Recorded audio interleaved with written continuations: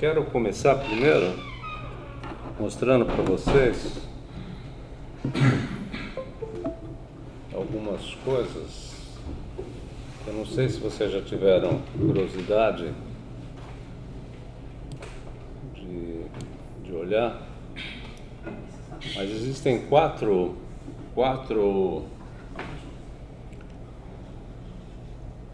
apresentações no Wikispace que são dessa pessoa que é a Kuntik.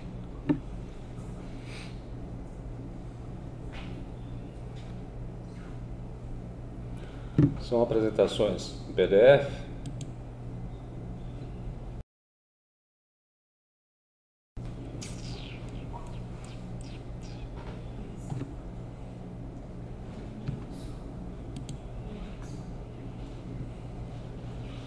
E essas quatro são sobre interações de fóton e interações de elétron também, tá? Então, no fundo, elas são praticamente a mesma coisa do que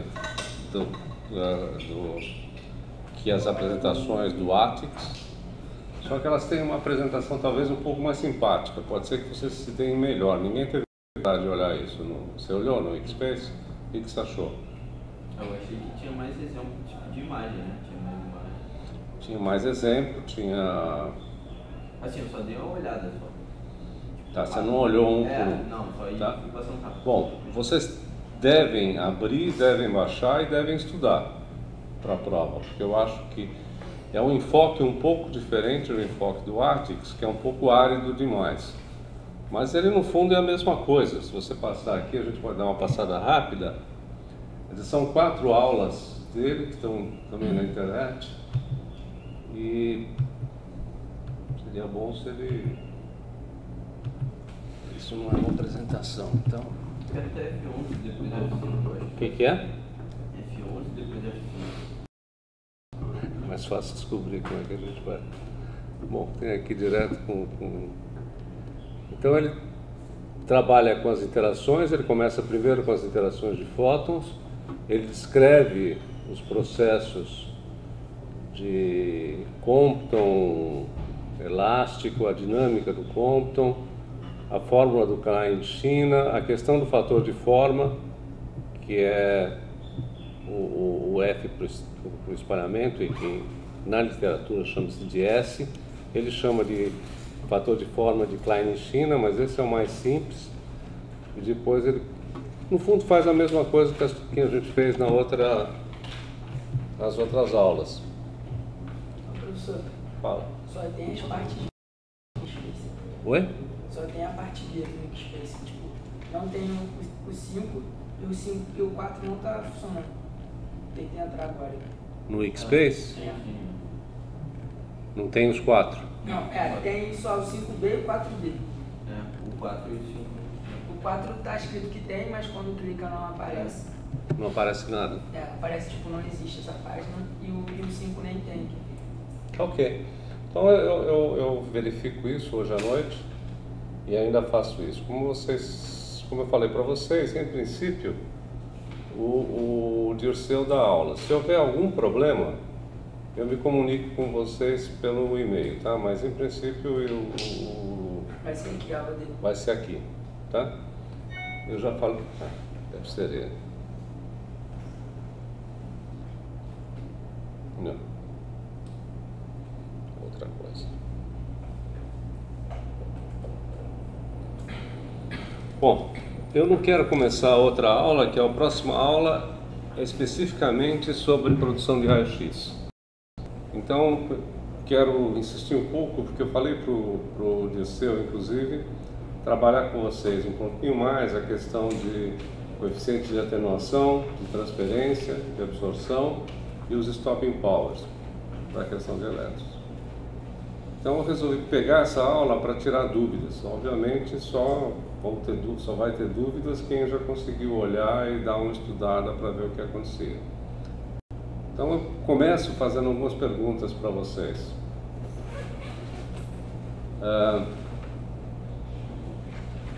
Em princípio, a primeira pergunta: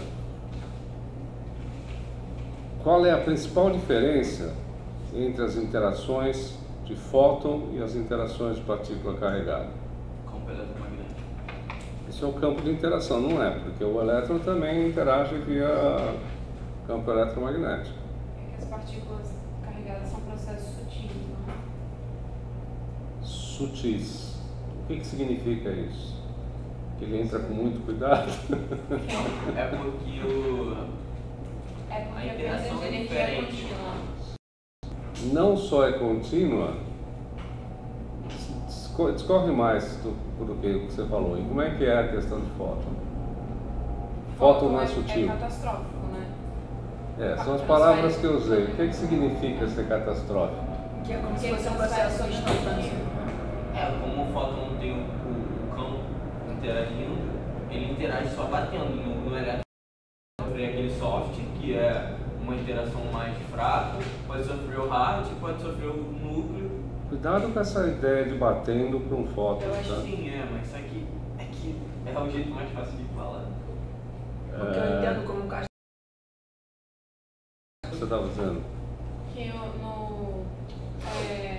No fóton? no fóton ele transfere muita energia, enquanto as partículas carregadas vai perdendo velocidade aos poucos. Energia aos poucos. Poucas quantidades de energia. Poucas quantidades. No fundo é isso, né? Porque essa imagem de choque que eu usei, inclusive, é só uma imagem. Isso não existe para o fóton, né? O fóton interage via campo. Tá? Não faço a menor ideia, porque o fóton não é localizado. O fóton, inclusive, quando está chegando, ele é uma onda. Ele só é localizado, gente, lembra que o fóton é uma função de onda. Essa função de onda só é localizada, a amplitude de probabilidade só é delta no instante preciso da interação. Fora isso, ela é uma onda dispersa, ele não tem... Para o fóton é difícil você falar em trajetória, para elétrons ainda passa, mas para fóton é impossível. Então precisa tomar cuidado com esse conceito. Então essa é a principal diferença. Agora, tem um problema, né? Quando eu falo em partículas, eu posso falar em partículas de uma maneira geral? Ou eu tenho que ter muito cuidado com o que eu faço? Não, eu estou falando só de partículas carregadas. Não entendi a pergunta. É geral, ou seja, existe só esses tipos, espalhamento de fóton e espalhamento de partículas carregadas? Não, tem os nêutrons também. Não. Claro, mas estou pensando entre esses dois. Então, eu posso falar em processo de partícula carregada e processo de fóton só? A massa da partícula. A questão é a massa da partícula. Se a partícula é pesada, os processos são iguais aos das partículas leves? Não são. Quais são as principais diferenças entre os processos da partícula leve e da A partícula partícula pesada? leve não pode causar interação nuclear, né? No campo nuclear. E Por quê? Por causa do raio, né? Da interação.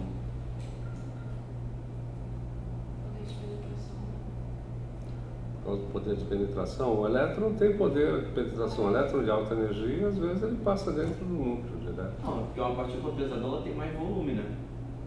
O comprimento de onda dela é maior, tem menos energia.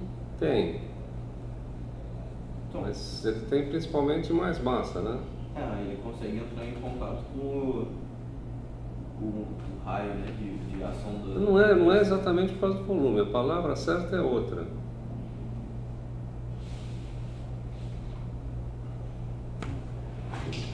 Comprimento de onda de Broglie.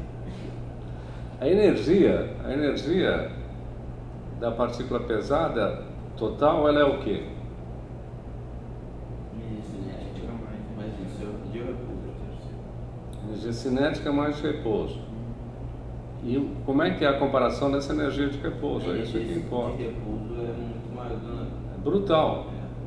Portanto, a inércia dela, sempre entre aspas, é muito maior. Então ela praticamente não sofre desvio pelo campo dos elétrons. Então ela chega tranquilamente no núcleo. Por isso que ele acaba tendo interação nuclear. Porque a interação com os elétrons é muito pequena. Que você fez com ônibus e a bicicleta. Exatamente isso. O problema é que a interação só vai acontecer mesmo quando ele pegar um outro caminhão pela frente, não... Muito pouco provável que com o elétron, porque com o elétron ele transfere energia, a partícula pesada transfere energia para os elétrons, transfere bastante, mas ela em si não sente quase nada, porque a massa de repouso continua. Tá? E isso é outra coisa que na cabeça tem que estar muito claro. Quando eu tenho uma interação, por exemplo, no fóton, quando eu tenho um fóton sendo espalhado Compton, ou seja, inelasticamente, a saída é o mesmo fóton? Não. Por que não? Sai com um comprimento de onda diferente. Sai com outro comprimento de onda, então ele é outro fóton. Se é outro comprimento de onda, ele é outro fóton. Então eu não posso falar em processo de espalhamento de um fóton. O que acontece é espalhamento de fótons. Aí eu tenho fóton que entra e fóton que sai.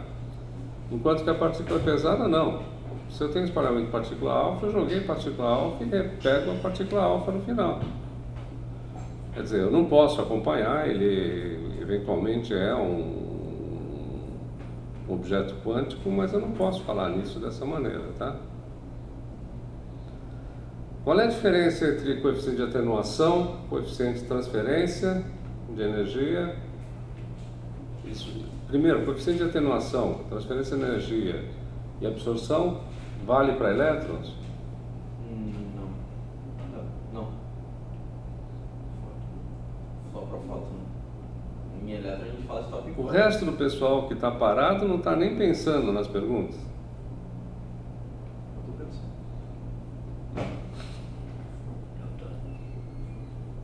Porque senão a gente para de discutir também e pode ir embora, se ninguém tem... E aí a gente vê na prova se vocês entenderam ou não.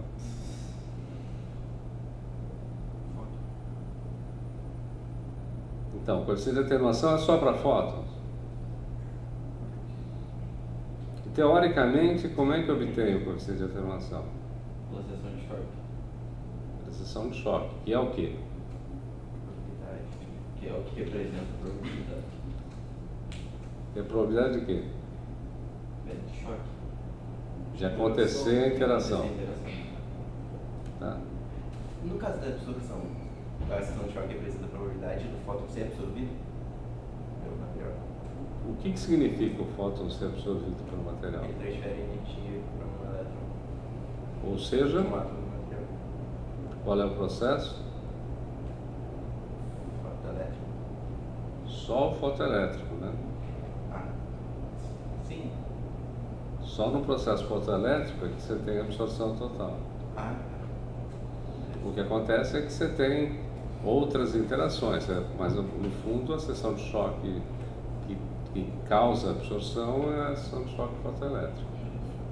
Se eu considerar eventos secundários, aí fica mais complicado, né? O que é o coeficiente de transmissão de energia?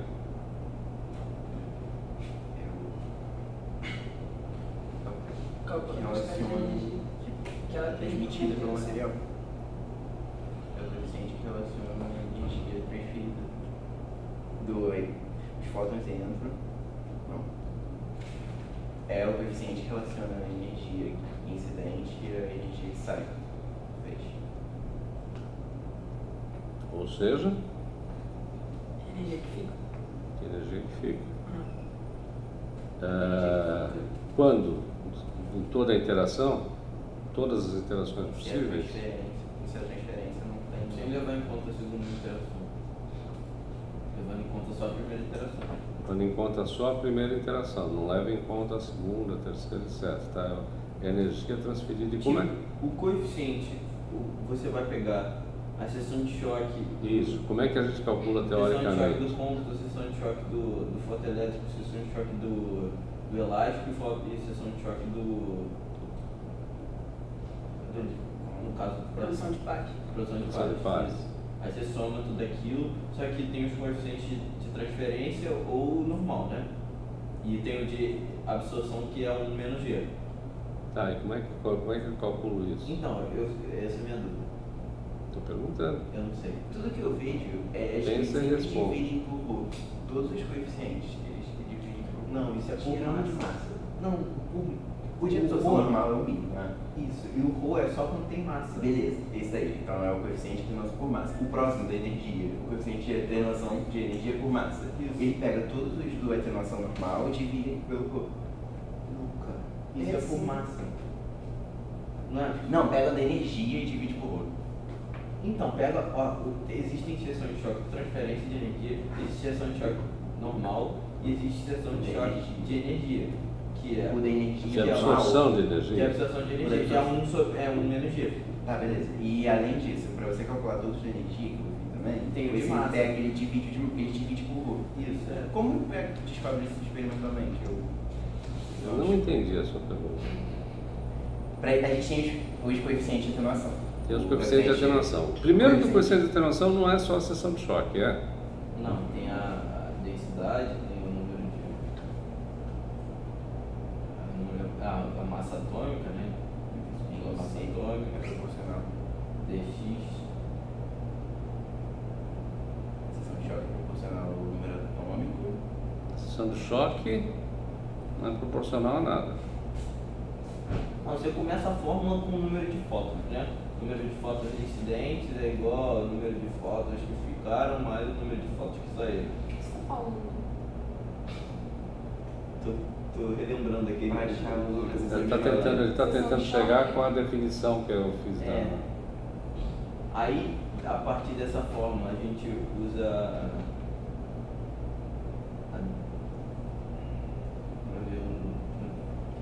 a densidade do material dividido. Tá, é isso aí. Então vamos melhorar isso aí. Como é que eu calculo? Vamos voltar ao assunto. Como é que eu calculo o coeficiente de atenuação normal? Você tem que ter a seção de Teoricamente. choque total do material. Me fala, antes do que tem que ter, me fala qual é a ideia. Você calcula o coeficiente de É. atenuação. É a dificuldade que as partículas têm para atravessar o material. Supondo o quê?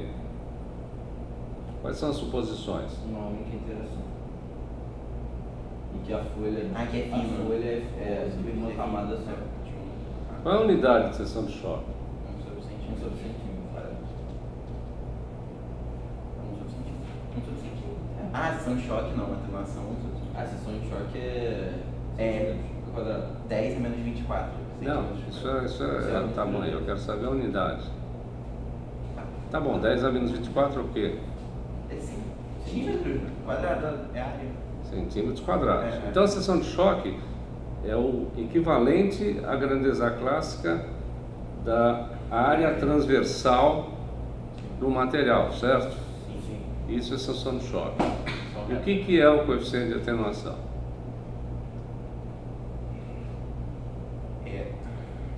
É o quanto do feixe inicial interagiu com essa. Não. Em relação entre o é o número de fótons incidentes e o que sai, passando por essa área. Passando por essa área, não. Não, passando pelo material, né? Claro. A gente está considerando a folha Passando toda, pelo né? material que é considerado uma folha De um átomo, de de espessura um átomo só, só. de espessura de um só átomo, tá? Beleza. Então é isso. Como é que eu calculo? Eu imagino que eu tenho um feixe de fótons, arremesso numa folha de fótons, de átomos com um átomo de espessura, vejo o que sai. Então a diferença entre o que entra e o que sai é o coeficiente de atenuação, tá? Por unidade de alguma coisa que vai sair. Então essa coeficiente de atenuação por unidade que vai sair é dado, como é que eu calculo? DNDT sobre.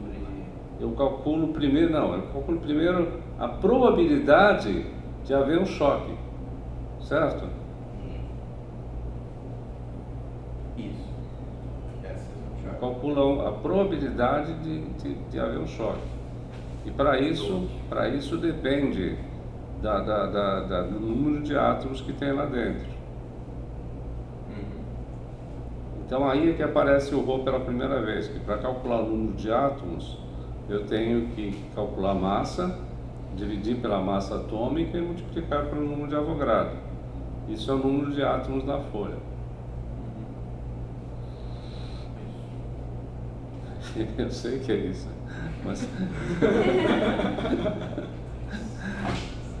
Então, é assim que eu calculo, tá? E aí que eu calculo. Vocês vejam que a primeira resposta de vocês, se vocês tivessem escrito isso, toda ela está falha, porque vocês estão dando respostas.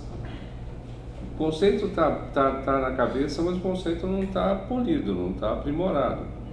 Então, primeiro, o coeficiente de atenuação não é seção de choque, é proporcional à seção de choque.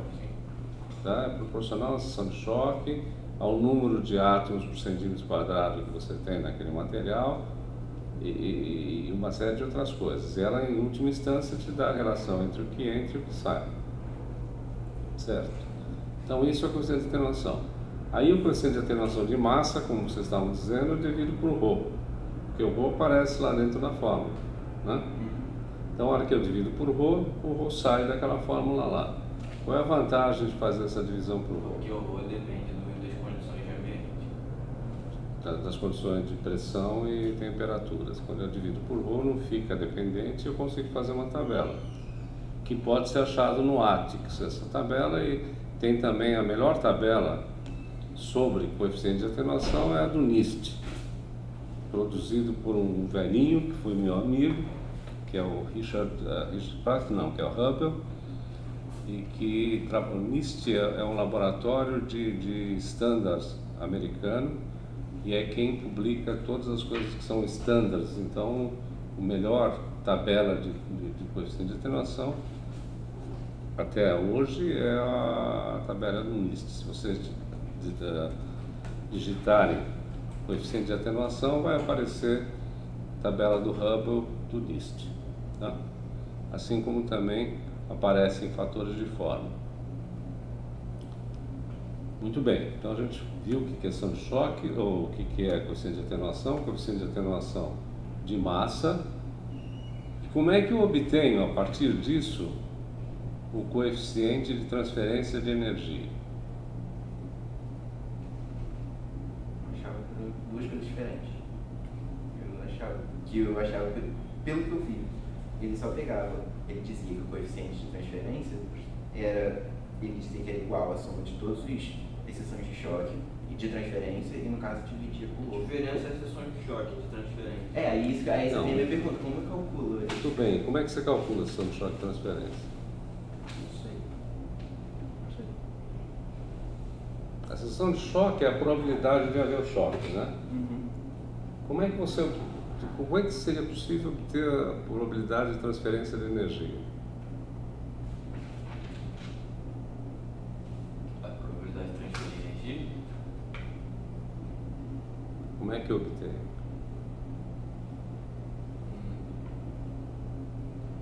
Isso é mera probabilidade, tá? Peraí. Toda vez que há um choque, tem a possibilidade de transferir ou não energia. Tá indo bem. Você pega as que transferiram e diminui. Não. Vocês pegam todas e diminuem só as que não houveram transferência. E você tem essa transferência. Se você sabe a quantidade inicial de energia. Não. Suponha que em todos os eventos ele transferisse a mesma energia. Então vai depender da probabilidade do fóton encontrar um átomo no caminho dele. Então, essa probabilidade é o quê? Ação de choque. Seção de choque. Como é que eu obtenho a probabilidade de transferência de energia?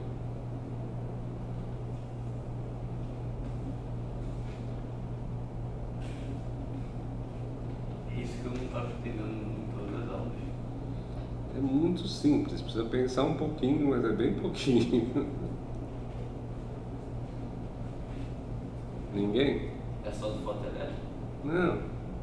Não, de transferência de energia, probabilidade de transferência de energia não é só fotoelétrico.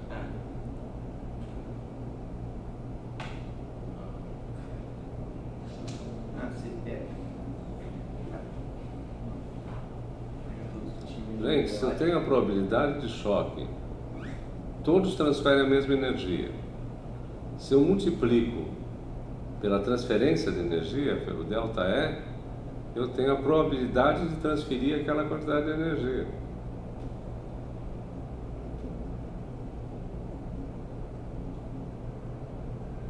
Não? Isso aí é uma coisa que... Como é que é? Se eu tenho uma probabilidade de choque, por exemplo, eu quero saber qual a probabilidade de transferir para o elétron uma quantidade de ΔE. Eu acho as probabilidades de choque vezes o ΔE que eu tenho calculado. Isso me dá a probabilidade de transferir ΔE. Claro que num átomo eu tenho toda uma gama de transferência de energia. Se eu achar o ΔE médio, essa seção de choque vai ser a seção de choque de transferência de energia.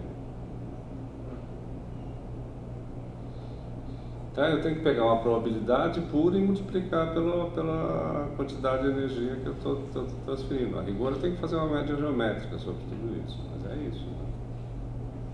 E aí vem a probabilidade de absorção de energia, que é quando é toda a energia transferida. Aí é um fator 1 menos G, que é aquele fator que ele calcula. Tá?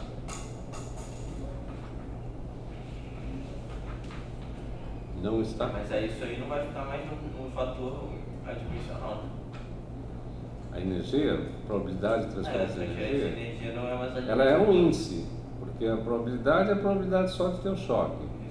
A probabilidade de transferência de energia, eu tenho que somar todas as probabilidades de transferência de energia e dividir pelo número de choques. Aí eu tenho a probabilidade de transferir aquela energia específica. Né? Se eu fizer d sigma dE integrar na energia e dividir pelo integral de d sigma só, isso me dá energia média transferida.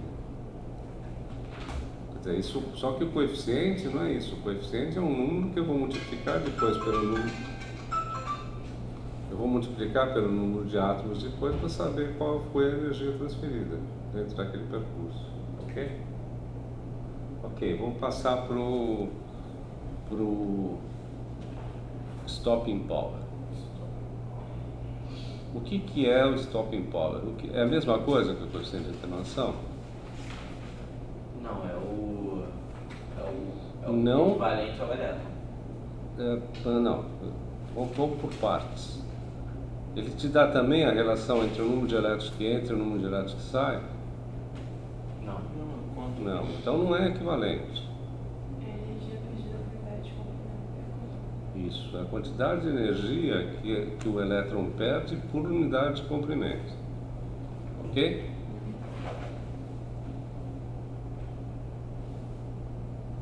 Ou seja, é uma grandeza bem diferente daquela outra.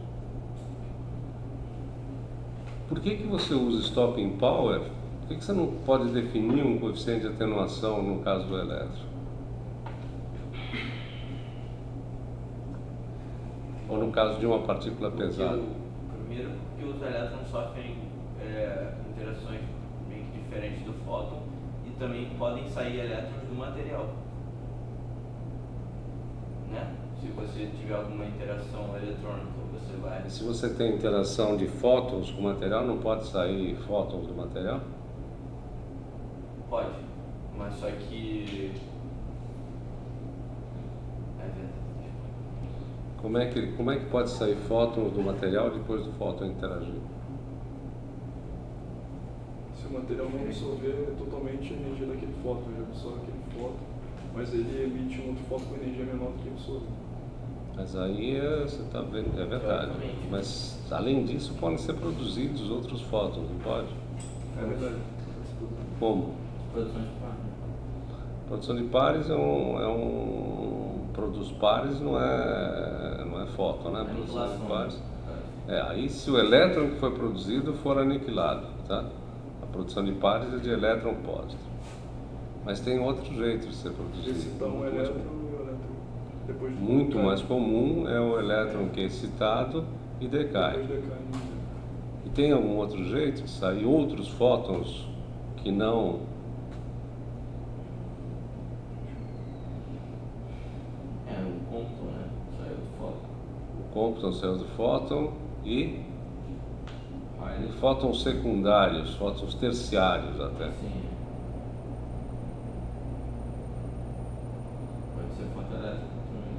Não, mas o fóton pode produzir um elétron, isso aí não está produzindo fóton.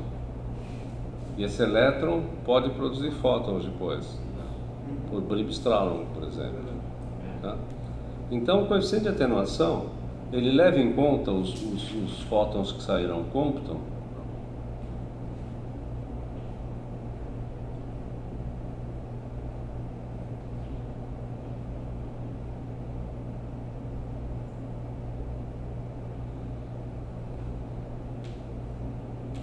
Só o Bribstrahlung, né?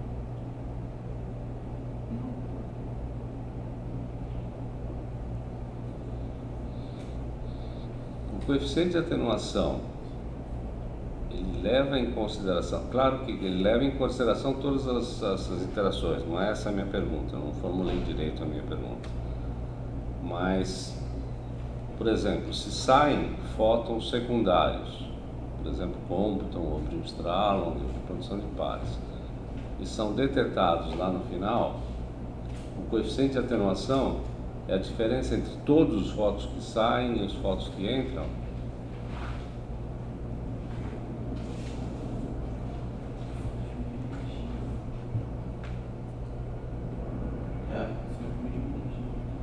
Não, depende da... Eu não sei se é, mas não deveria, né? Porque fica uma coisa imprecisa. Porque fica impreciso, como é que eu vou saber quanto está sendo atenuado daquela energia se você começa a detectar outras energias que são... Outras opiniões? Não, acho que era isso que a gente tinha. Não, se bem que faz sentido, sim.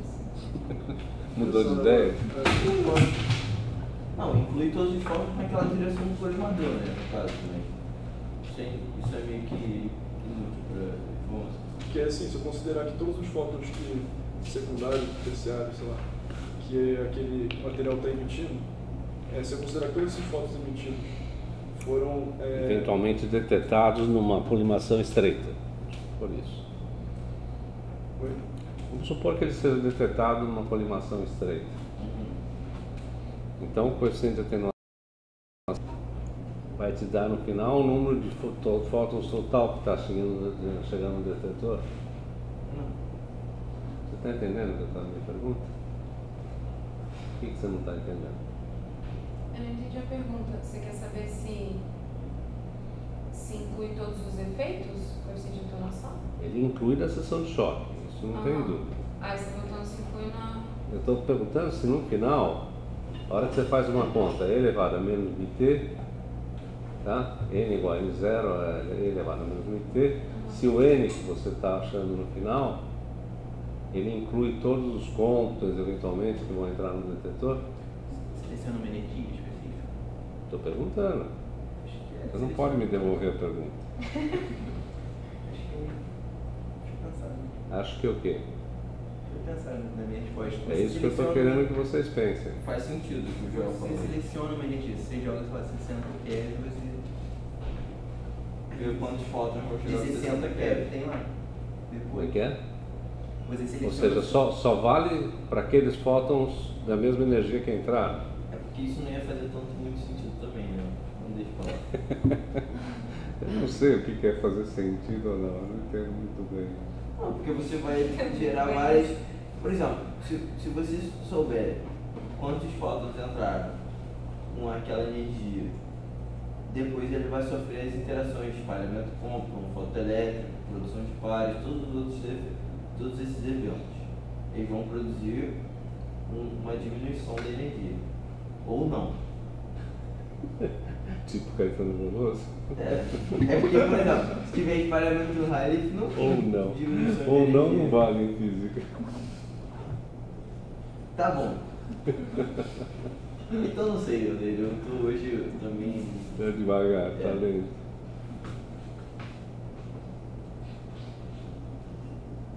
Vocês vejam quantas perguntas interessantes a gente pode fazer. Todo mundo ficou confuso agora. Demais, né? Para mim, sim, se o coeficiente de autonomia, se eu estivesse lá tendo que desenvolver uma teoria lá, e aí eu colocasse o coeficiente de atenuação para me trazer algum benefício lá no meu experimento. eu colocaria como o coeficiente de atenuação sendo como algo que me dá uma ideia de quanto de energia foi atenuada daquele feixe que atravessou o material. Então, eu tenho que ver quanto de energia que estava chegando e quanto de energia que saiu. Eu estou falando em coeficiente de atenuação só, não estou falando em transferência nem de absorção. Então não é de energia. Eu acho que eu estou misturando tudo. Está misturando tudo.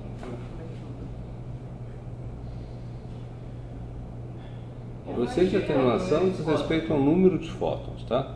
Sim, número de A minha pergunta é se a hora que você vai medir, você conta todos os fótons que chegam no detetor, inclusive os secundários e terciários, ou não?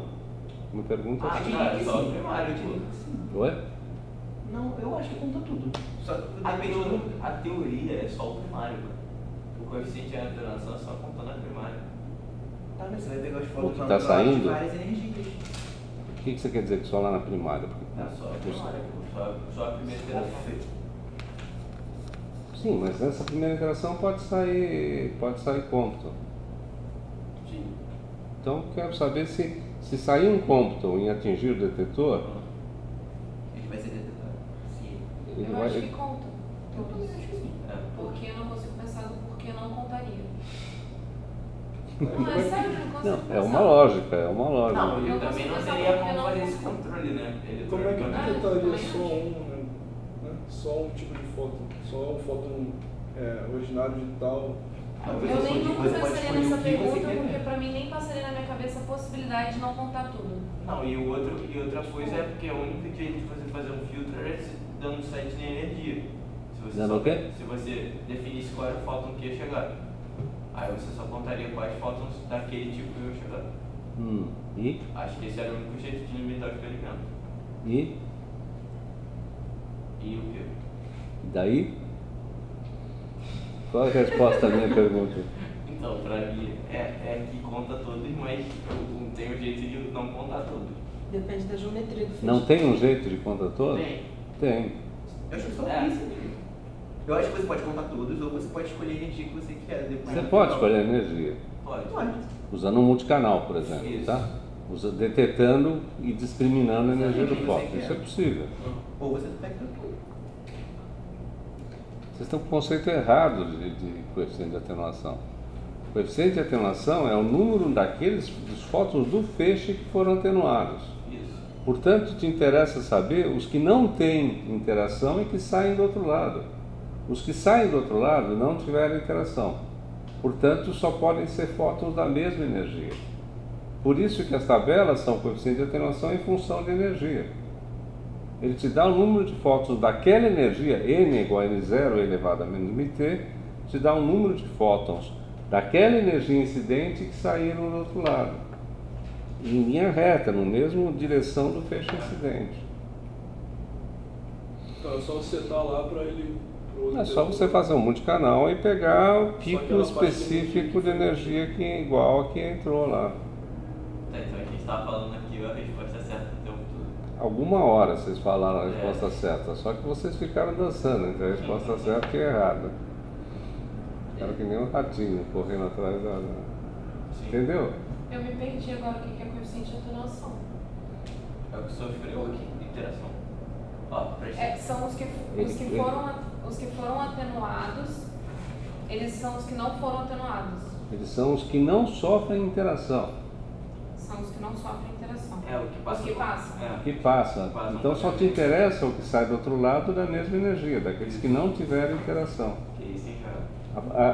A n igual a n0 elevado a menos bt te dá o n, te dá o número de fótons que sai do outro lado de uma espessura T de um certo material num coeficiente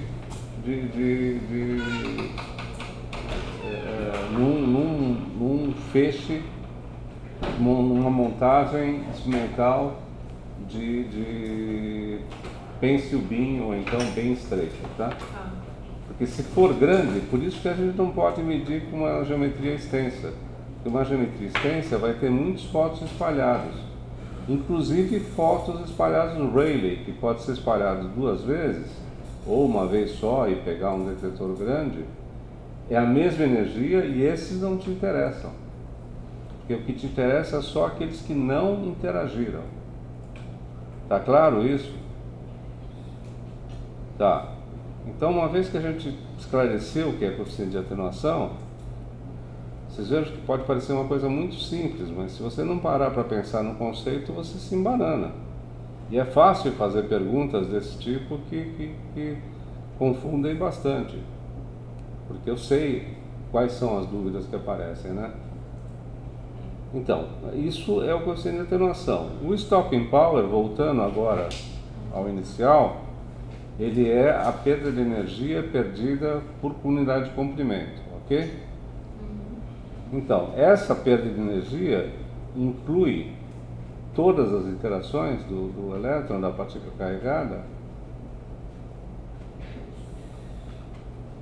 Não, só a interação primária. Primeira interação dele. Veja. Não, nada a ver. Então tá. Então ela falou que Até ele parar de fazer várias interações. ela falou que é a perda de energia por centímetro. Isso é stopping power, por unidade de comprimento, tá? Não precisa necessariamente ser por centímetro, mas por unidade de comprimento. Numa unidade de comprimento, ele pode ter mais de uma interação? Pode. Com certeza. Muito mais. Muito mais. Então, o stopping power leva em conta todas as interações? Sim, Então leva. Leva, tem que você fazer aquele caminho lá, aquele caminho. Então, todas as interações têm a mesma perda de energia? Não. Então como é que eu posso definir a perda de energia por centímetro? Por unidade de comprimento? É a soma de todas as perdas. Vai depender da probabilidade de acontecer cada evento. Certo? É a soma ou é a probabilidade? Como é que entra a probabilidade? É um fator. Começa É a o ponderar. evento vezes a probabilidade. Uma média ponderada. Isso aí. Então é a soma de todos os eventos? É uma média ou- É só ponderada. os dois eventos. Uma média ponderada. A palavra mágica é média ponderada. E quem é a ponderação? A Probabilidade de probabilidade. acontecer. A probabilidade, ou seja, a seção de choque. Tá claro? Legal. Então, e o stopping power total é a soma de todos os efeitos até parar, tá? Ou não parar, ou até sair do material, mas é a soma de todos os efeitos. Então ele entra todas as seções de choque, significa que entra o soft, entra o hard e o que mais? Nuclear colombiano e Nuclear colombiano e nuclear. Qual a diferença entre nuclear colombiano e nuclear? O campo de interação e o tamanho da partícula que interage. Quando eu falo em interação, eu não estou especificando a partícula, então é geral, né? Não entra o tamanho. Qual é a diferença? Qual é a interação no colombiano? Através de... Colombiano. Óbvio que é colombiano. E a interação nuclear é com o campo nuclear. Qual a diferença entre a interação nuclear e a interação colombiana? Radiação. Vide, qual é um outro nome de radiação? Alcance da força nuclear e alcance da força colombiana. Qual é o alcance da força colombiana? Infinito. E o da força nuclear? 10 a menos 15. Porque ele cai, ele é bem restrito, demora também. Tá legal. Vou mostrar para vocês um exemplo do que eu falei das confusões. Vocês lembram bem?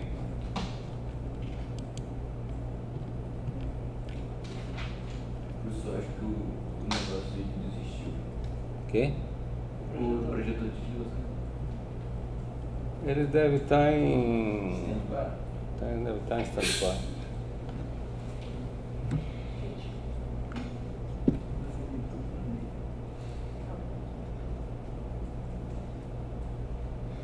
Tá piscando vermelho.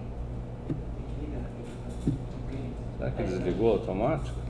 Você quer Ligou? um mais alto?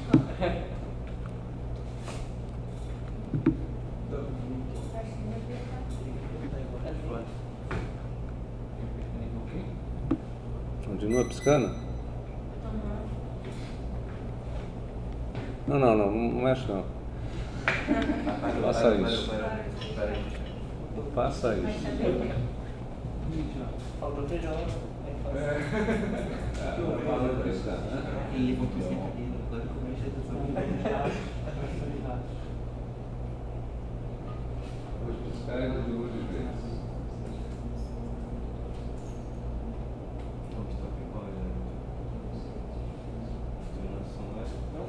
Professor, acho que tem que aprender aqui. Também espero que ele já continue. Essas coisas são muito direcionadas.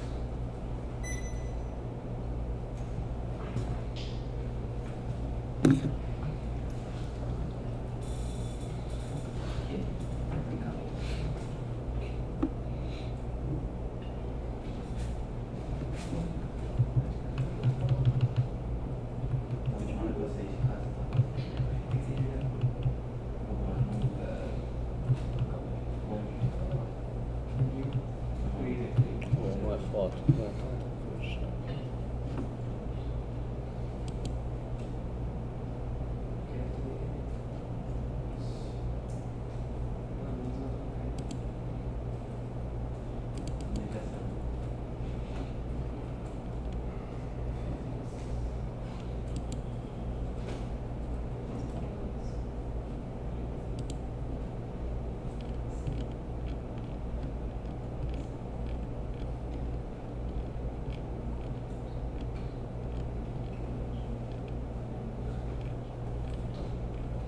Se eles estão naquela energia,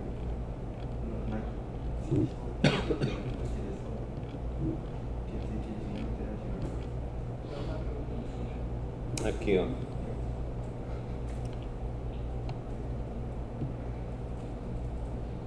Eu queria mostrar para vocês, é isso aqui. Vocês vejam que a definição dele é diferente da definição do Artis. Ele fala em range, exatamente o alcance. Tá? O alcance máximo ele chama de range.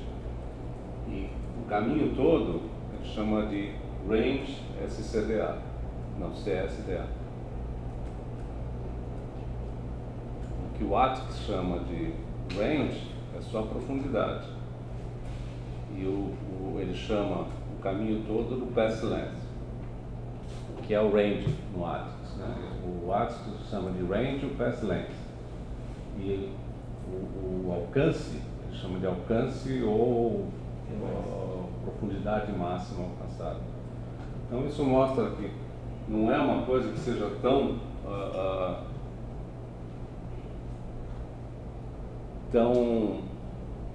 estabelecida que os livros não possam resolver chamar de maneira diferente. Eu particularmente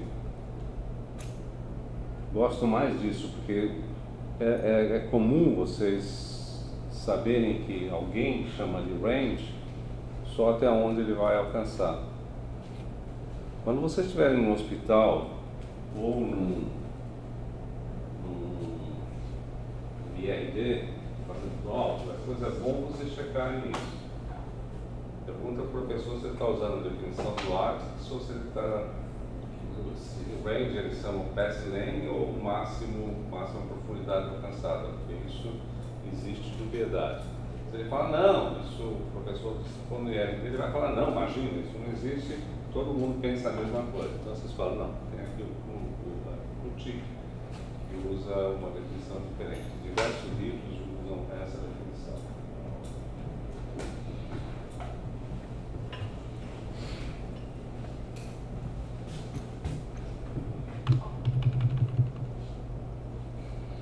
E aí ele tem como é que você consegue calcular esses ranges. O que ele faz um pouco diferente do Atkiss é que ele calcula tudo.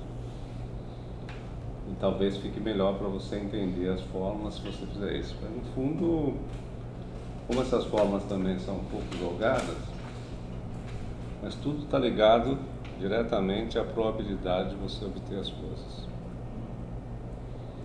Tá? Então, a gente já falou que a partícula pesada tende a quase passar direto, porque ela realmente não sente os elétrons, ela só vai sentir lá quando ela bater com o núcleo propriamente dito. Partícula leve não, o elétron ele vai provavelmente interagir com os elétrons.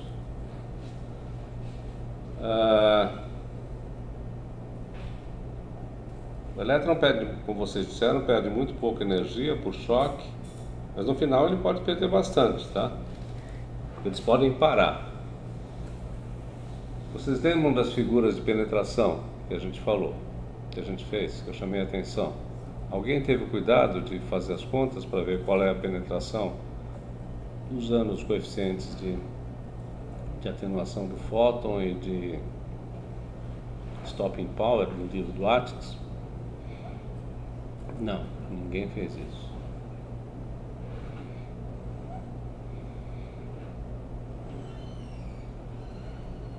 Quem estudou já o que a gente viu? Eu só estudei fóton. Você não estudou partículas? Estudei mais fóton. Então a gente pode resolver se vocês tiverem ainda dúvidas de fótons.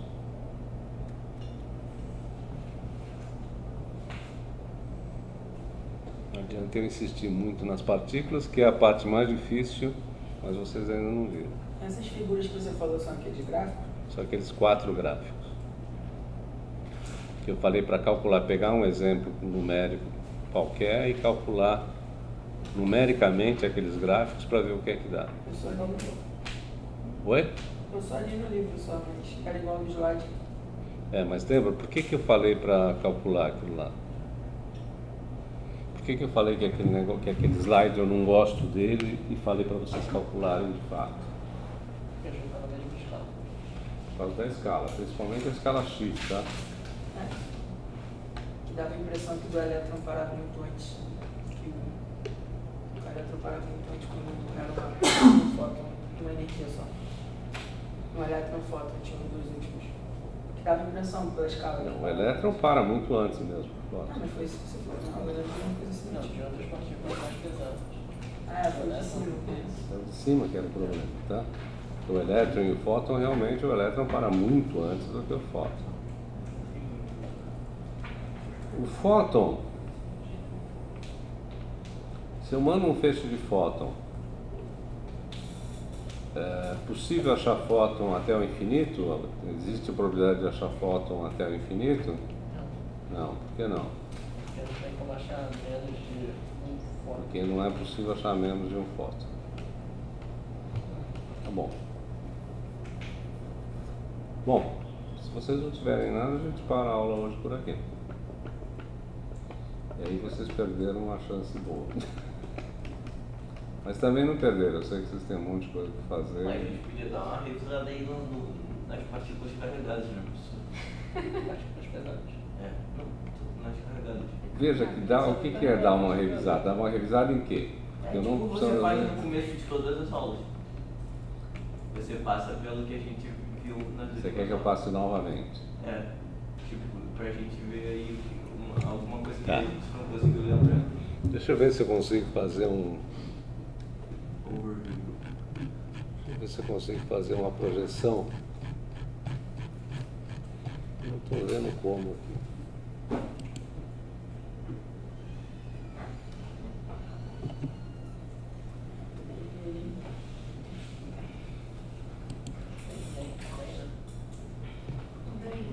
Oi.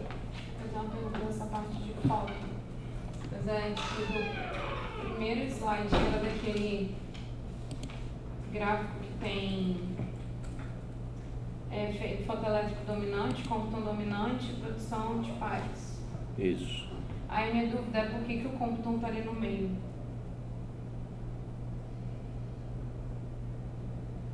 Como assim? É, Deixa eu... essa é a minha pergunta. Então ele está ali no aleatório? Entendi, não, entendi. Ué, Mas vamos... Isso é fácil a gente ir lá na... ele está no meio Do gráfico. do gráfico. Do gráfico. Do Z. Era Z e Z por energia. energia. porque o Compton, é porque o fotoelétrico é fácil porque... Não, a produção de pares é fácil de explicar, mas o fotoelétrico, o Compton não é tão fácil. Não, o fotoelétrico é, pô. Não é. Não é, acho que é bastante. Espera aí um pouquinho. Não é tão fácil de explicar assim, não é tão fácil. Mas eu sei que eu falei errado pra vocês, porque depois eu pensei que mesmo que seja qualquer camada já é... Ok, vamos lá. Vamos responder a questão dela. Mas o Compton pode ter menos energia que o fotoelétrico. Ah, tá, e o Compton Então, é... vamos discutir com todo mundo para a gente ver. O que você perguntou exatamente? Por que o Compton é dominante aqui? Isso foi a minha pergunta, mas realmente se confunde com o do fotoelétrico, como o João estava falando. É porque eu pensei assim, no efeito fotoelétrico vai interagir com o elétron nas camadas eletrônicas, então precisa de uma energia menor. Mas assim, mas tem fotoelétrico. Então, exatamente. É isso que eu estava falando, que é fácil de explicar porque a produção de pares é dominante nas altas energias, porque ele precisa interagir com o núcleo para passar. Só que o Compton e o fotoelétrico, eles se confundem em energia. Com o elétron externo é muito maior. Mas interagir com o elétron interno. Até chegar lá dentro, até entrar. Pode não acontecer. É isso que eu estou falando, mas por que o efeito Compton, é isso que eu estava tentando falar para ela, que não é tão simples falar que o Compton tem energias medianas. Vamos fazer o seguinte, vamos tirar os verbos e as referências, explica a coisa em si. Tá? Vamos ficar só no fenômeno. A produção de pares é dominante nas altas energias por causa do comprimento de onda de Broglie, que você precisa, para chegar no núcleo, você precisa passar pelos níveis de energia eletrônicos anteriores, certo? E para isso você precisa de mais energia, por causa toda aquela analogia do tamanho da partícula, né? Você precisa, o que significa precisa essa palavra? Ter mais probabilidade. Você só vai ter aquela probabilidade da interação. Não é que precisa, é que acontece. Isso. Como indo de trás para frente, né? Ou de frente para trás, nessa parte aqui, você está com energias muito altas. O comprimento do fóton, o comprimento de onda, não é de Broglie, é do elétron, né? O comprimento de onda do fóton, isso é Planck, é muito pequeno, portanto a probabilidade de ver as camadas externas é muito baixa, ele penetra muito mais e vai lá para o núcleo. Então você tem a produção de pares porque ele chega perto do campo nuclear. Ok. Se for para energia muito baixa, também, agora, qual é a explicação? Se a energia é muito baixa, tem maior probabilidade do fóton interagir com os elétrons mais superiores. De nível Ele é maior, portanto ele vai pegar o primeiro elétron que está lá na hora que ele está chegando no átomo. Agora, se ele vai pegar o primeiro elétron, tudo bem. Pode acontecer Compton ou fotoelétrico. Pode acontecer fotoelétrico, mas pode acontecer Compton também. Mas a rigor, o que acontece mesmo é fotoelétrico mesmo. Se você pegar nas sessões de choque, e aí não tem essa pergunta... É explicado só por causa da sessão de choque, né? As respostas que a gente está dando não é por quê. Isso aqui é só uma ideia, é uma maneira de entender como acontece isso. Mas não tem porquê. O porquê são as sessões de choque, que são conhecidas teórica e experimentalmente. Então você sabe que essas coisas são assim. Tá? Então não tem uma razão propriamente dita. Agora, para você entender essa figura, a melhor coisa é a gente, lá para frente,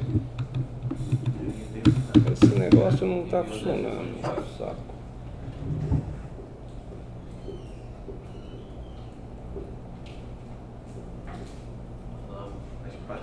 Mas tem mais pra frente que você pode fazer. Pode pegar aqui. Isso aqui você vê as curvas de seção de choque. Viu, Isabela? E aí você vê claramente as seções de choque, onde é que elas estão e onde é que elas são dominantes. Quer dizer, por que no meio é mais Compton? Você está nessa região aqui. Nessa região aqui você só tem Compton. Acabou o fotoelétrico e ainda não chegou a produção de pares. Tá? Professor, falou numa aula que essa região entre o fotoelétrico e o conto só é explicado por algum motivo, essa interseção. Não. Como é que é? Aquela interseção ali entre o fotoelétrico e o conto. Essa aqui? Isso. Eu acho que você falou que ele só era explicado por algum motivo, não lembro. Não, eu falei desses picos aqui. Não. Eu achei que fosse outra coisa. Não, falei dos picos lá, né? Por que aparecem esses picos? E aqui, veja que vocês não fizeram a pergunta. Isso aqui é só carbono, tá? E o carbono você tem poucas camadas. Aqui você tem uma camada e você tem outra camada. Agora, se você pegar o chumbo, você tem esse monte de camadas que estão aqui.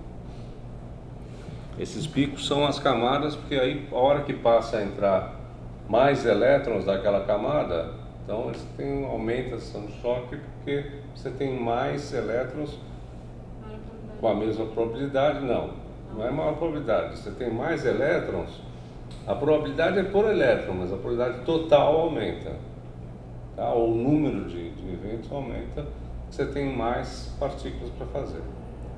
A probabilidade é a seção de choque, né? Total. Quer dizer, nesse caso isso é total, ela poderia ser diferencial também, tá? Poderia ser em função do ângulo de espalhamento. Ok.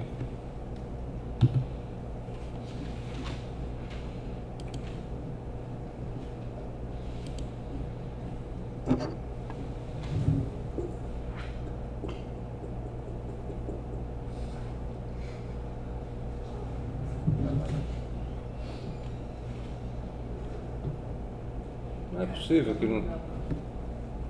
Essas coisas têm, em geral, um modo de apresentação. Eu não estou achando.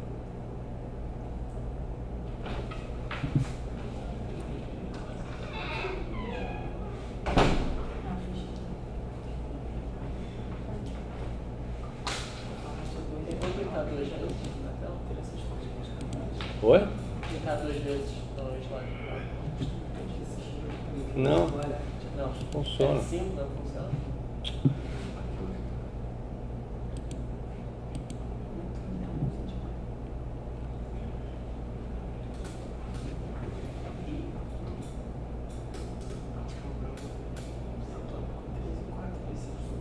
Professor, eu tenho uma dúvida, não é da matéria, mas é do curso. Tá lá que a terceira prova vai ser o tópico 4. O tópico 4 são os trabalhos. Então vai cair sobre os trabalhos dos colegas? Vai. Na prova? Ah, tá. Obrigado.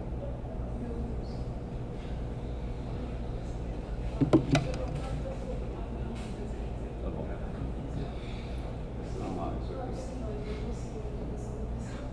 Eu tenho que reassistir. Bom, vamos lá. O que a gente viu nas partículas carregadas? O que a gente viu numa transparência só, aqui ele é feito em duas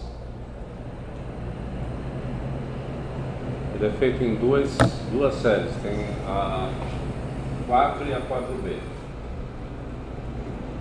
Aqui, essa figura é interessante.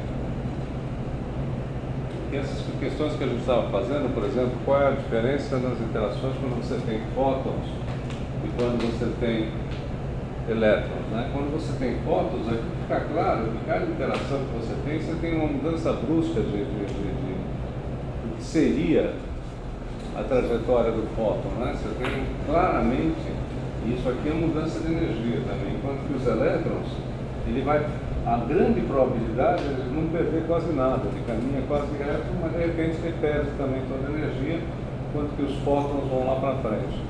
Tá? Essa figura não é gratuita, essa figura é uma figura interessante, é uma figura obtida no CERN, um daqueles superprotetores do CERN.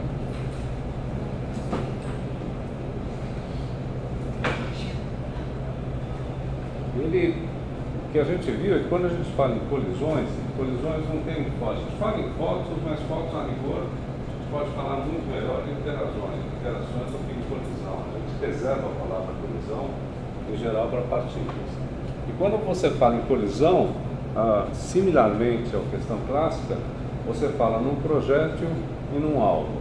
Tá? No alvo é que você tem as partículas que você tem, e o que acontece é que você quando você fala em projéteis e alvos, você pode clarear tudo, por exemplo, porque o alvo ele pode ser núcleo, quando você tem uma interação diferente, pode ser alvos os núcleos ou os elétrons. Então depende com quem que ele está se chocando propriamente dito.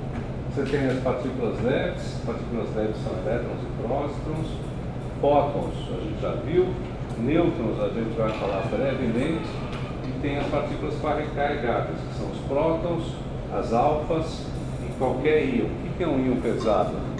É muito fácil num acelerador, como por exemplo que a gente tem lá no quarto quadrado, no acelerador do Nelson, o pessoal de partículas, é um acelerador de íons. Aquilo é um Van der Graaf com um acelerador de íons. É fácil você produzir íons. Como é que você produz íons? Você pega, esquenta muito o material, a hora que você esquenta, ele evapora alguns átomos, e aí você, de alguma maneira, arranca um elétron, por exemplo, diferença de potencial, e aí quando você tem questão ionizada, o material ionizado, você consegue acelerar esse íon com a diferença de potencial. Então não é só partícula alfa, mas prótons também, outros íons, e basta você pegar um material qualquer e retirar um elétron, por exemplo, ele é um íon e pode ser acelerado, tá?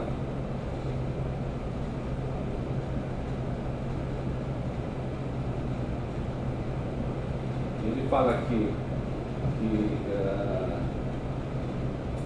Coulomb é quando você considera a colisão de duas partículas. Por que isso? Porque na colisão coulombiana, tanto faz você chegar com um ou você chegar com outro. Tanto faz você calcular chamar um de projétil e outro de alvo ou vice-versa.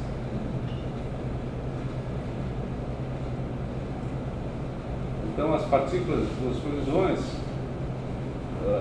você tem as reações nucleares, são os produtos, você tem colisões elásticas e colisões inelásticas. Vocês vejam que aqui ele chama também de colisão quando você tem um núcleo e provoca uma reação nuclear. Você joga alguma coisa e provoca uma desintegração beta, por exemplo, a fissão. Se você jogar um próton e provocar uma fissão, ele chama isso de choque. Obviamente isso vai influenciar no stopping power, mas esse é um stopping power drástico, esse não é levezinho não. Isso aí ele entrou e provocou fissão e você perde noção do que está acontecendo. Esse processo é diabático, depois que ele choca tem um certo tempo e aí sai, não tem mais correlação nenhuma com o que está entrando, tá? Nessas reações ele considera relações, por exemplo, de choque de ouro com alfa ou outras colisões inelásticas onde você deixa uma parte de energia. Você vê que ele trata aqui no chá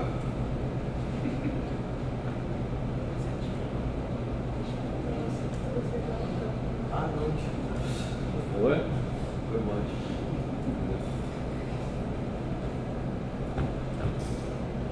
Então você tem as coisas que você tem ele faz uma classificação diferente dessas coisas, dos choques, mas no fundo nada muda. O que ele entra muito mais do que no ATIX é que ele entra muito mais na estrutura do fenômeno físico do choque das partículas com o núcleo, ou com os elétrons, tá? Então ele descreve esses choques de uma maneira mais detalhada, enquanto que o ATIX só se preocupa com a coisa da física médica, que é justamente a perda de energia da partícula que está entrando, enquanto aquela partícula fechou, ou a perda de energia do comprimento, o stopping power dele propriamente dito. Enquanto que aqui ela vai e entra mais nos detalhes das reações propriamente ditas.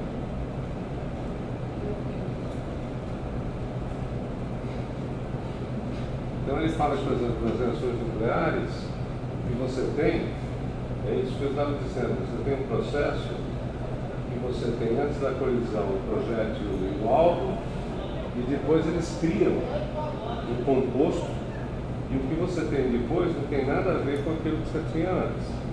Aí isso é uma reação nuclear. De uma maneira geral, as reações nucleares não são muito importantes na física médica. Você não quer que primeiro que essas reações nucleares acontecem em energias muito mais altas. Depois que num processo de radiação de uma pessoa, você não quer que comece a ver emissão lá dentro, liberação de nêutron, um monte de coisa, de energia muito alta, porque isso não te interessa. Então essas partes, por isso que o Axis não entra em detalhes nela, porque ele realmente não está muito interessado nesse tipo de produção das partículas. Mas o que é importante é que você sempre tem conservação de momento e conservação de energia. Essa é a dinâmica do processo que sempre te interessa em todos os choques. Assim como tinha também nos fótons, isso também tem para elétrons e para partículas pesadas. E aí você fala em energia mínima, que acontece para poder acontecer uma reação. A rigor, isso aqui a gente está falando muito mais de física nuclear do que de stopping power, tá? Porque, como eu disse, isso faz parte do stopping power, mas é muito pequeno esse tipo de evento onde a gente considera essas interações. No espalhamento já não. No espalhamento o que você tem é duas partículas, por exemplo, pode ser elétron-elétron, eu posso ter espalhamento de um elétron pelo próprio elétron, e aí eu faço de novo o equilíbrio, e pode calcular até a cinemática do processo. Com isso que a gente calculou aquela energia máxima transferida num choque frontal, tá? Que é esse caso aqui propriamente dito. E aqui ele faz, se um próton colidir com um elétron, a máxima energia transferida é essa que está aqui. Vocês vejam que isso aqui é a energia cinética do próton. Isso aqui é a massa do elétron, isso aqui é a massa do próton. A massa do elétron é mais de 1000 vezes menor do que a massa do próton. Então isso aqui é 4 sobre 1000, ou seja, 2 vezes 10 a 3 no meu processo total, ou seja, a energia máxima transferida por um próton ou um elétron é muito pequena. Como era de se prever, é o que a gente já tinha mais ou menos abordado. Se for relativística, a coisa é um pouco mais complicada, e se for relativística, o que ele chama é colisão frontal, é head-on, né, cabeça com cabeça, então você tem a energia máxima transferida igual a essa aqui. Ele fala também no espalhamento Rutherford, que é, isso aqui é clássico, tá? Que é o espalhamento de uma carga pontual por um campo, tá? Você pega uma carga pontual e faz uma outra carga também pontual sendo espalhada. Esse tipo de espalhamento explica bastante bem o espalhamento elétron-elétron. Eles funcionaram obviamente bem assim. E também o elétron núcleo, né? Elétron-próton. Claro que para fazer direitinho você tem que fazer um cálculo relativístico, isso não nos interessa, mas aqui mostra que a probabilidade é dada pela matriz de transição entre o estado inicial e o estado final. Eu tenho que levar em conta os dois estados, levar em conta a interação, quadrar essa matriz de interação, ela acaba reproduzindo a ação de choque. Essa é a maneira de calculação de choque quântica dessas coisas em geral. Isso aqui não interessa muito. Depois ele fala nas colisões inelásticas entre as hard, soft e radiativa. O que significa? Aqui você tem o Bremsstrahlung, aqui você tem a hard e a soft. O Bremsstrahlung é uma interação colombiana com o campo nuclear. Ou seja, vem um elétron, isso aqui só é importante para o elétron, ele sente o campo do núcleo e é espalhado. A hora que é espalhado, quando uma partícula carregada acelerada ela entra em contato com o campo eletromagnético, ocorre a perda de energia, né? Como é que é? Aquela lei de eletromagnetismo quântico. Cargas aceleradas ou aceleradas tanto positivamente quanto. Se for para acelerar positivamente, ela tem que ganhar energia, obviamente. Acelerar negativamente, ela tem que emitir essa energia de alguma maneira, em termos de radiação. O campo magnético, eletromagnético é positivo, né? Claro. E carga e o positiva. elétron negativo. Então, essa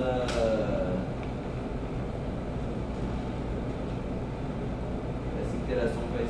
A partícula, como é que ela faz?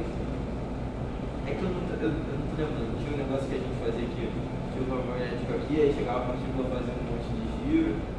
Ou não, depende da órbita dela, depende da energia e do parâmetro de impacto. Se ela pode ser, se o parâmetro de impacto for pequeno, dependendo da energia que ela tem, ela pode ser capturada pelo núcleo. Se for grande, em geral o que acontece é ela só é desviada da trajetória dela. Tá?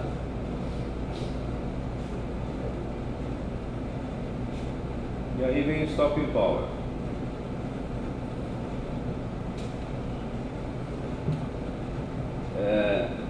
Essa é uma maneira interessante de ver. Ele diz que o stopping power, no fundo, ele mede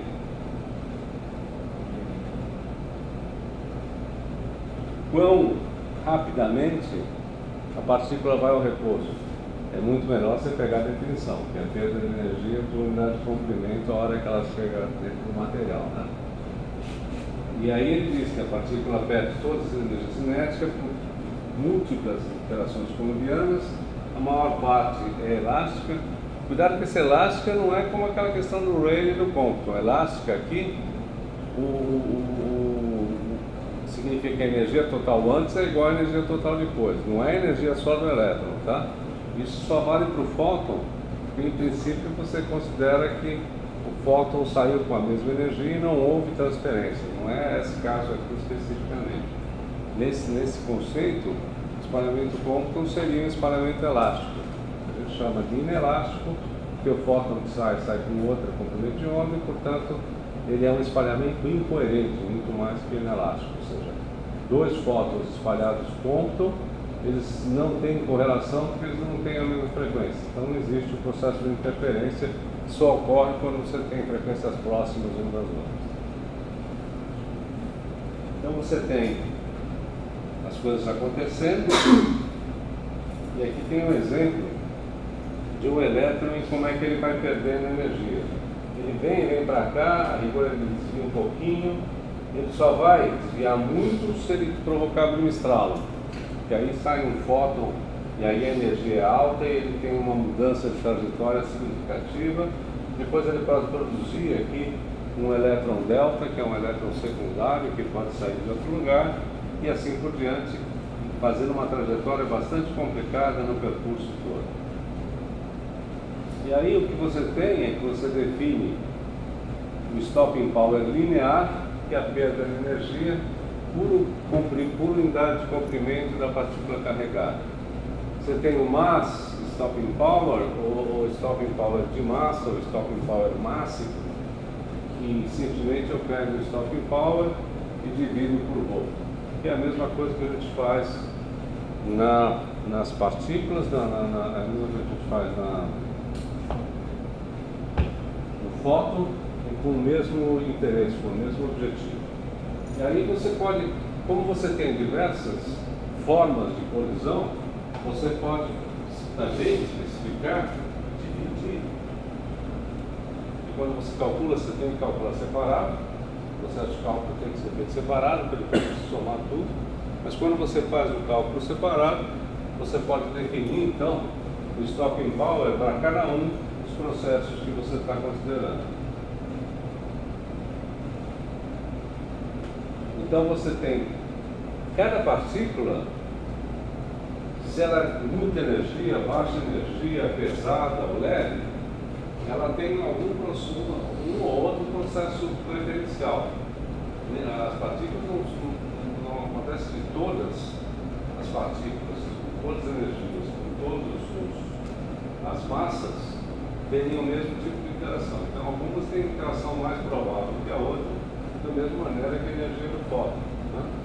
Então você tem que, por exemplo, para energias menor ou igual a 3 MeV, as partículas pesadas podem sofrer soft e hard collision, ou seja, o soft collision é quando você pode ter um parâmetro de impacto alto e, por outro lado, hard collision é quando você tem um parâmetro de impacto baixo e ela está passando, por exemplo, quase dentro do núcleo. E aí você pode calcular isso classicamente. O iceberg tem um apêndice de espalhamento alfa. No fundo é esse cálculo que ele faz, é um cálculo clássico de espalhamento alfa, e é esse tipo de cálculo. Você faz no fundo conservação de momento de energia, você tem que usar uma coordenada, você pode fazer em 2 dimensões só, mas no fundo você tem que usar R θ, coordenada polar, para poder calcular essas coisas.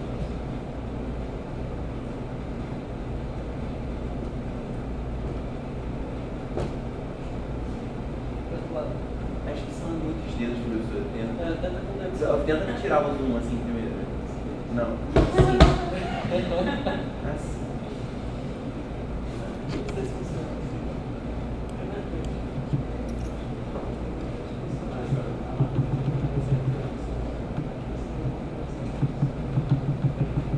Não sei o que aconteceu aqui agora.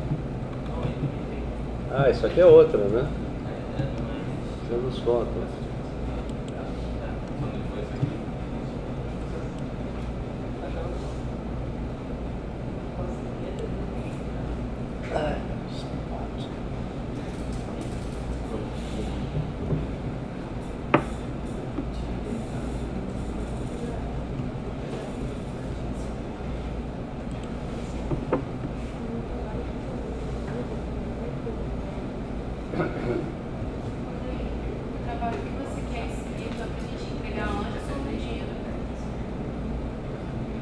É porque ela perguntou pra mim alguma coisa de trabalho, eu olhei e lembrei. Legal.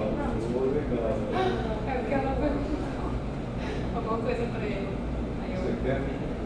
se o trabalho escrito que você quer pro dia da apresentação ou é pra entregar Eu antes? quero que entregue antes para ser distribuído para todo mundo.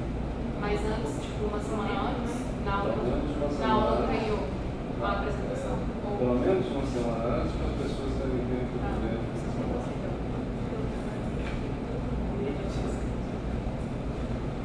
Bom, transferência de momento você tem que regular, você tem que depois fazer a energia, que vai depender do parâmetro do impacto, e aqui o que ele faz é o cálculo das coisas que estão acontecendo. Então aí ele calcula, a partir daí ele calcula o stopping power de massa, e calcula em função daquela grandeza que a gente viu, que é quando você faz um stopping power em parâmetro de impacto, que é o B, ele é equivalente a você falar em energia mínima transferida. Claro, quanto maior o parâmetro de impacto, menor a energia transferida para a partícula. Tá? Então você tem essas questões todas que você leva em conta, e com isso você cria esse I, que é a energia mínima transferida, que é dada aqui, em última instância, é a ionização média, é o potencial de ionização médio do meio que você está considerando.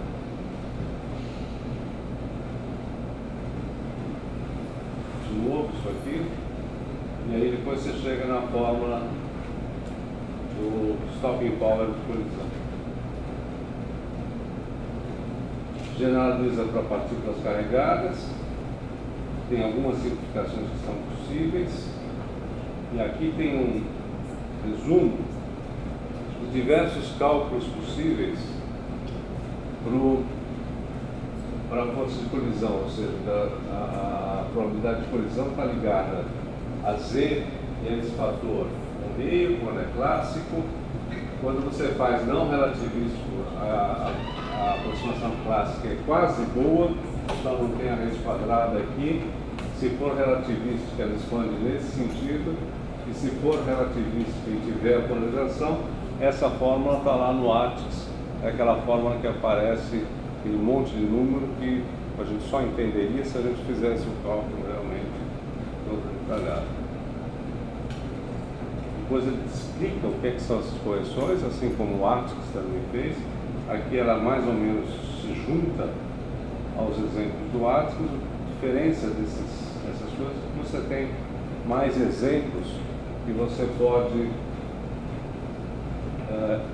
estudar e saber como é que resolveria um exercício. Esses exemplos são exercícios típicos de uso do stopping power, tá?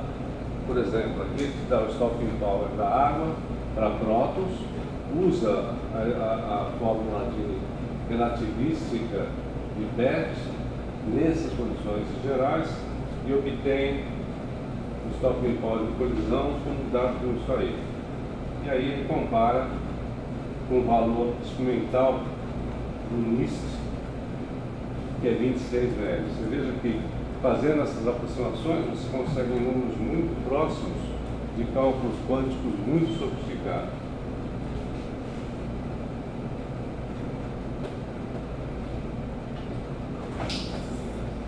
E aqui você tem um cálculo de alumínio e chumbo.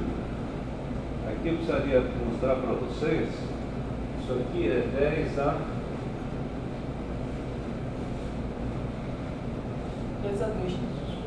2. Não consigo, né? Aqui é 10 a 2. Ali também. Aqui também, isso. Então você veja que aqui é 10 a 1, aqui é 10 a 2. Tem um fator 100 praticamente. O chumbo é 100 vezes menor do que o alumínio. Esse é aquele caso do stopping power, onde você, quanto mais pesado você tem, menor o stopping power. O stopping power se dá mais no soft, né? Especificamente ele é maior com os Z's pequenos.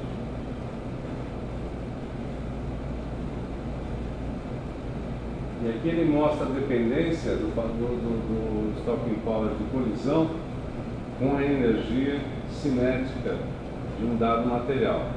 E aí você vê a transição da passagem de energia baixa, onde serve toda a parte clássica, pode servir para explicar tudo que você tem, região intermediária, que no fundo ela é entre a parte clássica e a parte relativística. E você tem a mudança de comportamento, inclusive, do stopping power propriamente dito. Stopping power de elétrons e pósitrons, ele tem três diferenças principais. Os efeitos relativísticos são importantes mesmo quando você considera a energia pequena. Ele perde mais energia por choque do que a energia pesada, e você pode acontecer aqui de estralo, coisa que no caso da partícula pesada é impossível praticamente acontecer.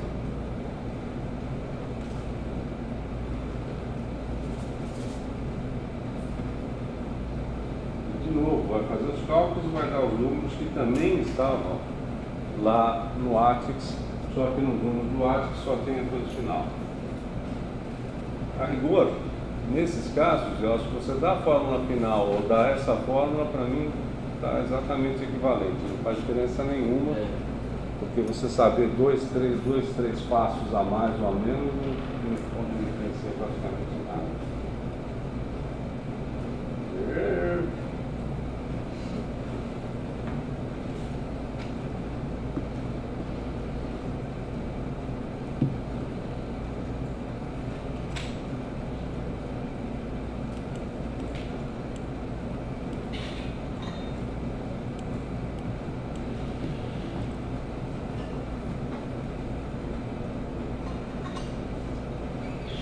Ele dá aquela mesma, esse gráfico é exatamente o mesmo gráfico que você tem no ATIX, onde você faz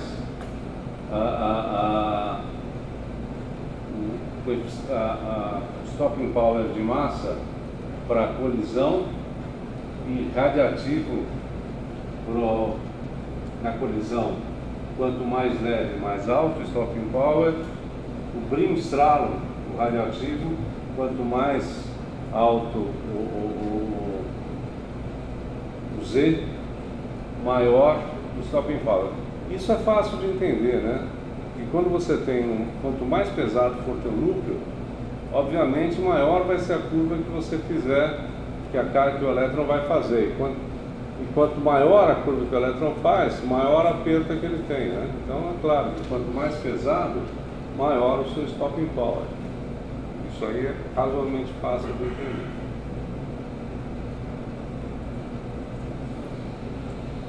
O radiativo, então, em última instância, é isso, o Brimstralum, que só é importante para elétrons. Aqui está a fórmula dele. E aqui está o mesmo gráfico de antes. A única coisa que fez é que no outro esse aqui é pontilhado, aquele lá é preto. Nesse ele fez preto e lá é pontilhado.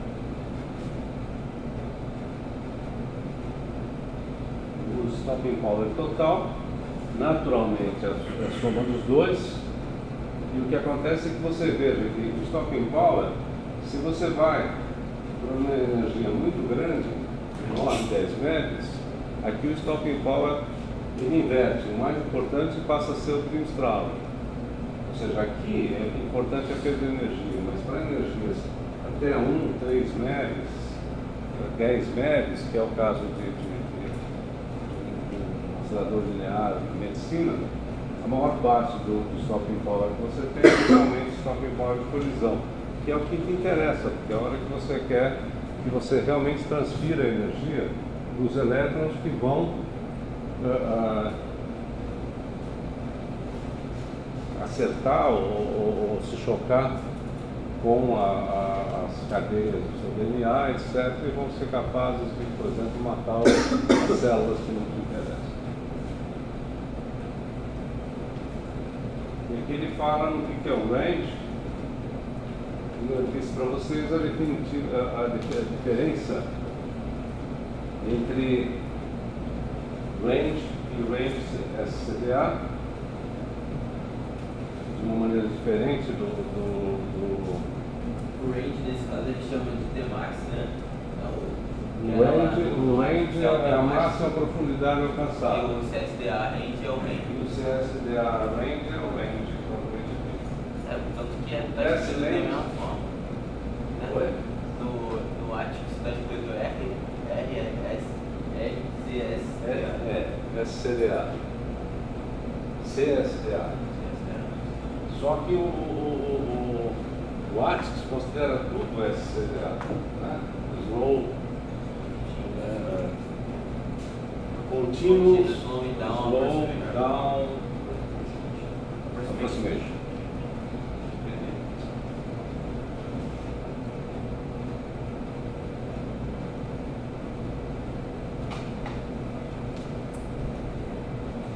Você não consegue calcular isso aqui para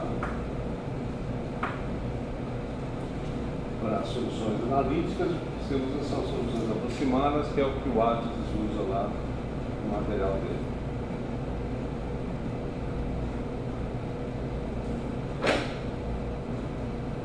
Aqui ele mostra o range que você tem da partícula.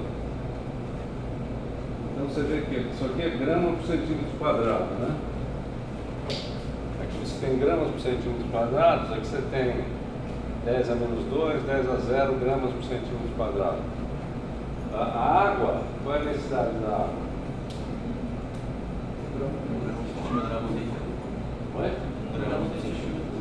Um grama por centímetro cúbico. Então, se você pegar e dividir isso aqui, você vai ver que é mesmo na água, a distância percorrida aqui é muito pequena, 0,01 centímetro que percorre um elétron na água antes de se chocar.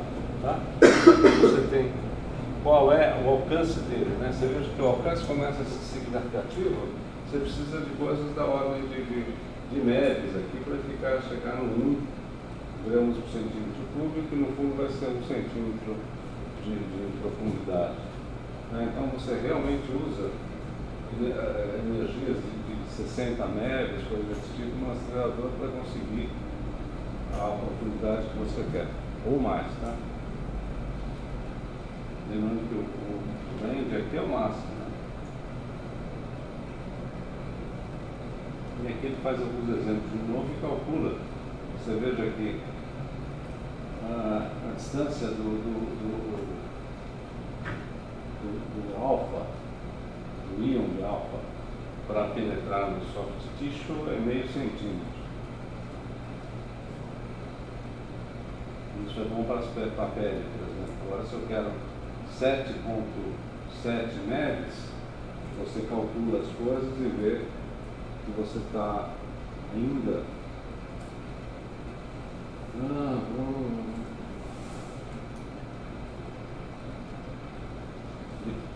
Passa um pouco mais só com essa energia, ele vai passar um pouco mais só da profundidade da pele. Ou seja, numa radioterapia você precisa bem mais que isso.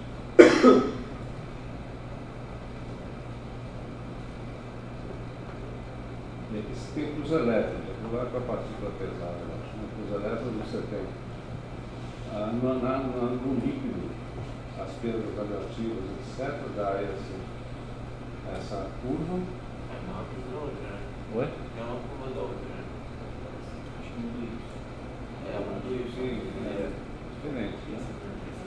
Qual é esse aí? O range? Isso de próton. Ah, pode ser range que você pega aqui, você pegar aqui, você está em 10 a menos 2, 10 a menos 1, alguma coisa assim. Se você pegar a parte de 10 meves,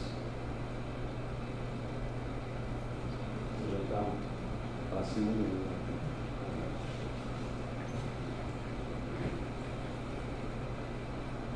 Vou passar rapidamente pelo segundo volume dela.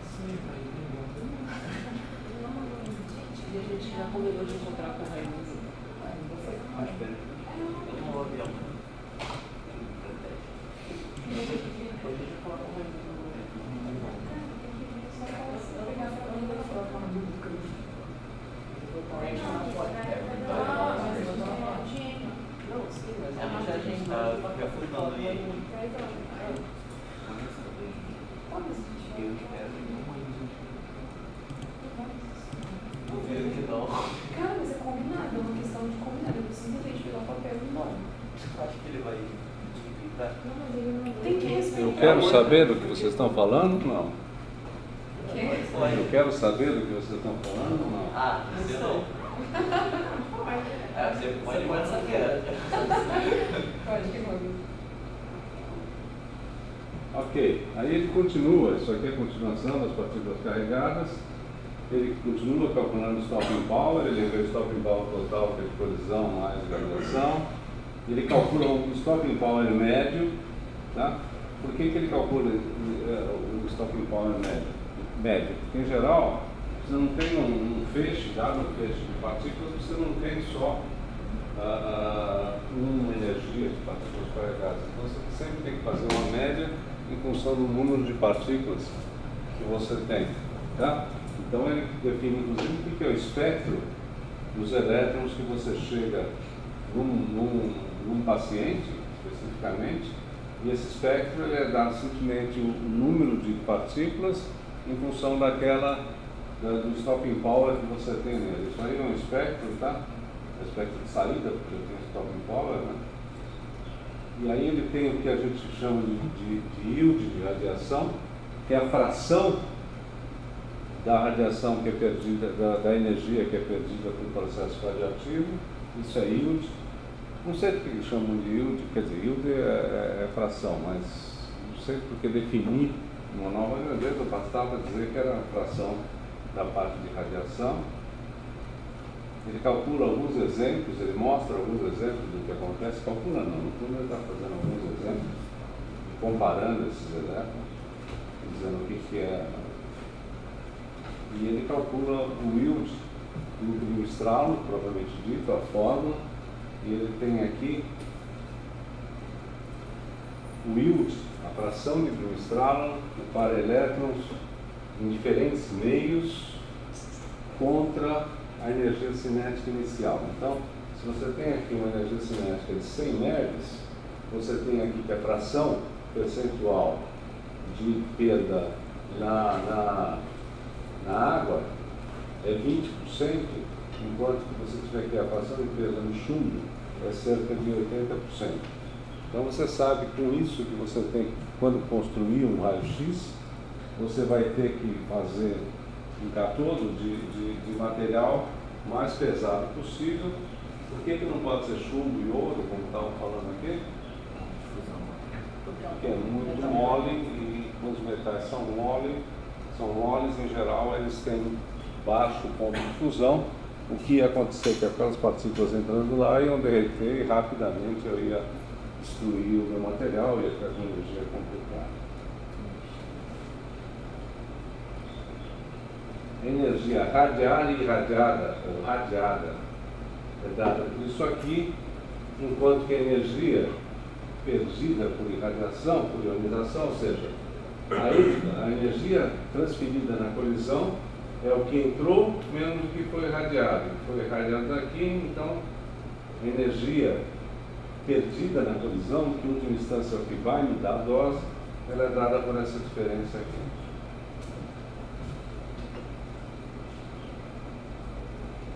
Exemplos de novo, de quanto é que é perdido, né?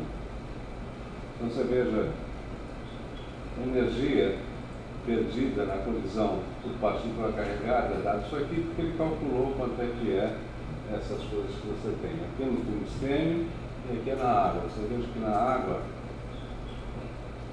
o yield é 30%, no tungstênio é 30%, enquanto que na água é cerca de 44% apenas.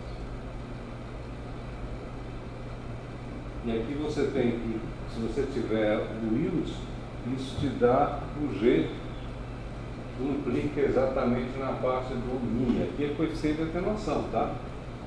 Então, isso aqui você tem, que é o Mi da radiação produzida por Brunstrom. Então você tem quanto é que você transfere, porque as interações dos fótons produzem elétrons com um espectro que no fundo é o G médio. E é esse G que vem aqui, que é fração de radiação. Tá? Então você tem aqui, vou explicar melhor. Você tem um elétron com energia cinética inicial que perde por radiação. O G é a fração da energia transferida para partículas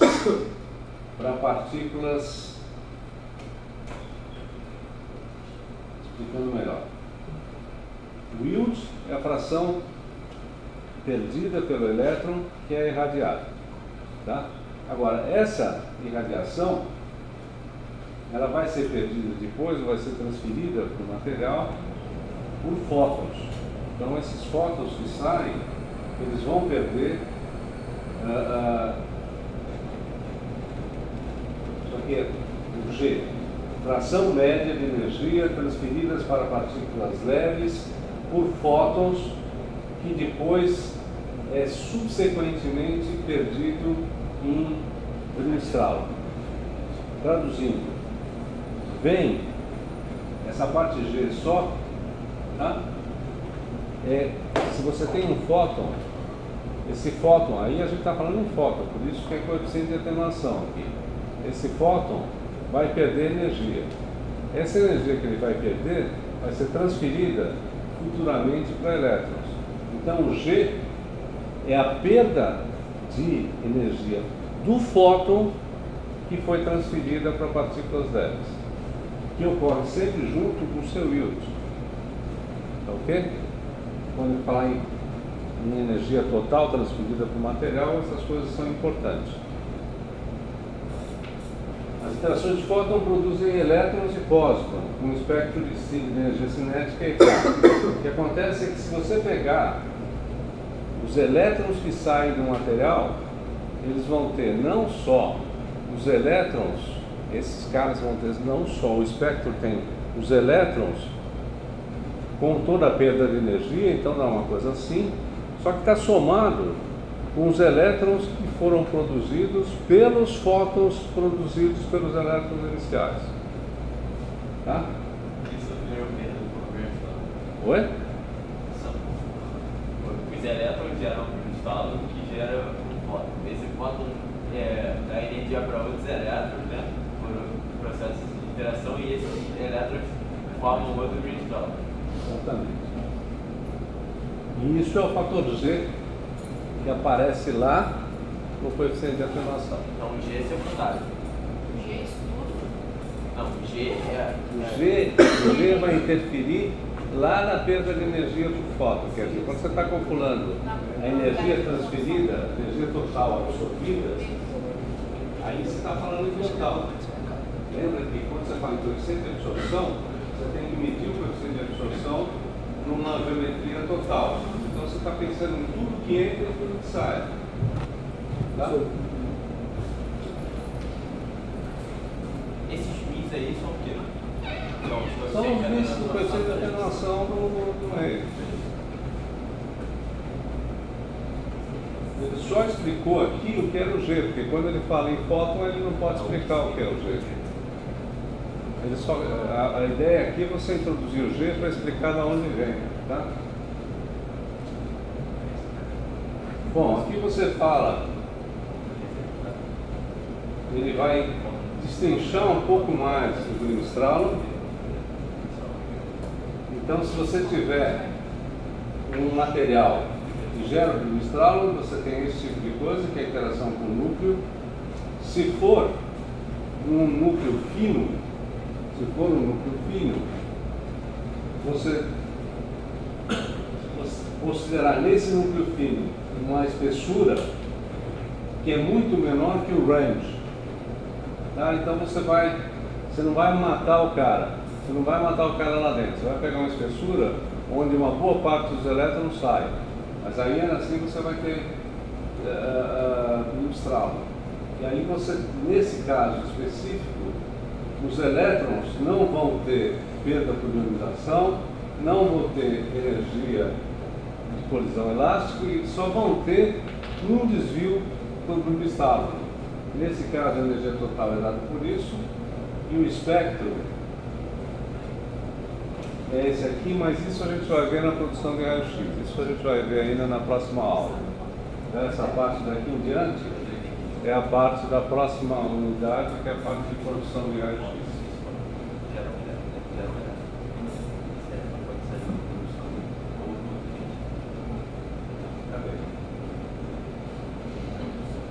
Ok, gente.